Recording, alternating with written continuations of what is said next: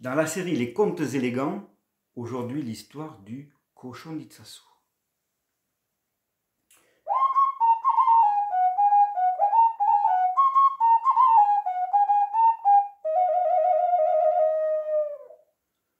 Ce matin-là, à la ferme Chondoa, un petit cochon rose est né. Le petit cochon, il se regarde, il regarde son père, il s'aperçoit que c'est un cochon rose comme lui, mais en plus gros. Sa mère, un cochon rose aussi, mais en plus gros. Ses frères, ses sœurs, ses cousins, tous des cochons roses, tous pareils. De temps en temps, le petit cochon rose, il regardait de l'autre côté de la cour de la ferme, et là, il apercevait le poulailler. Mais il y avait des poussins, jaunes bien sûr les poussins, mais il y en avait des jaunes paille, des jaunes citron, des jaunes soleil. Il y avait les poules.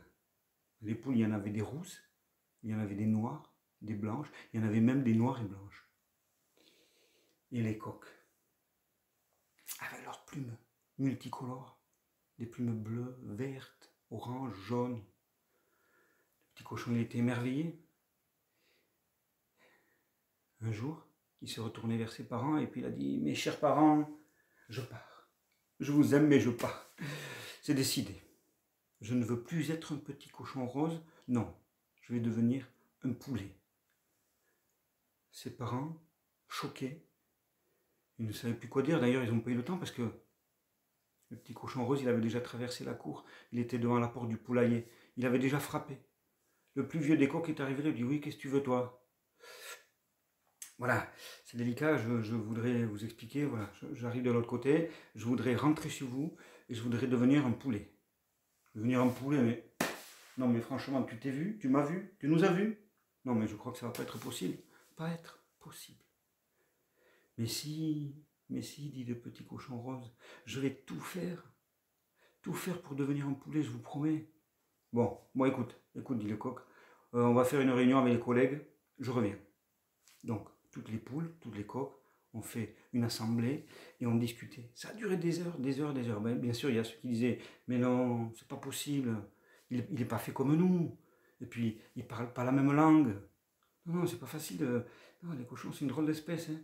Non, et puis ici, c'est pas facile de s'intégrer. Non. Non. Et puis, bien sûr, il y en avait quand même qui disaient « Mais puisqu'il dit qu'il va faire des efforts, puisqu'il dit qu'il va essayer, laissons-lui sa chance. » Et finalement, c'est ce qui a été fait. On a ouvert la porte au petit cochon et on l'a installé d'abord avec les poussins. Il a fait tout ce qu'il fallait pour devenir un bon poussin. D'abord, il a appris le langage. Bon, il faut dire qu'il avait un petit accent, mais c'était mignon. Il a appris à manger des vers de terre. Bon, ça c'est... Non, finalement, lui, il a bien aimé d'ailleurs. Il a mangé, c'est le problème, c'est qu'il a grossi. Donc les poules sont arrivées, on dit hop, toi, on va t'enlever de là parce que tu vas nous écraser 4 ou 5 poussins. Viens avec nous, viens avec les poules. Bon, il était ravi. Et avec les poules, il a fait tout ce qu'il fallait. Il a essayé d'abord de dormir sur une patte. Et ça, pour un cochon, c'est pas évident. Et puis, bien sûr, hein, ensuite, il a essayé d'apprendre le langage des poules. Bon, là, il avait toujours son petit accent, mais les poules trouvaient ça assez charmant. Le problème, c'est le jour où il a voulu monter sur le perchoir, là, tout s'est écroulé. Bon, là, les coqs sont arrivés, on dit non, oh, viens avec nous, là, viens avec nous sur le tas de fumier, on sera tranquille. Lui, il était encore ravi.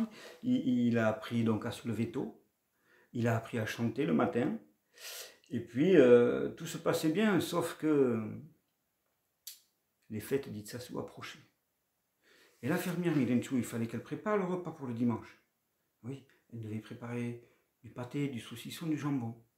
Donc on l'a vue, elle a traversé la cour de la ferme. Elle a ouvert la porte du poulailler avec son grand couteau. Elle a attrapé le petit cochon rose qui était devenu bien gros et elle l'a tué. Oui, mais bon, il fallait bien hein, pour faire du pâté, du jambon, du saucisson. Vous savez que cette année-là, on s'en souvient encore à Itsasu. Oui, parce que quand tout le monde s'est installé, a commencé à manger la charcuterie. Tout le monde commençait à se regarder. Une rumeur au-dessus des tables est montée.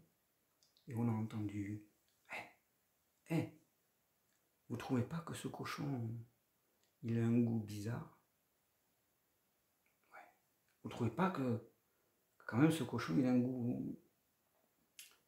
Non, ce cochon il a un goût de poulet.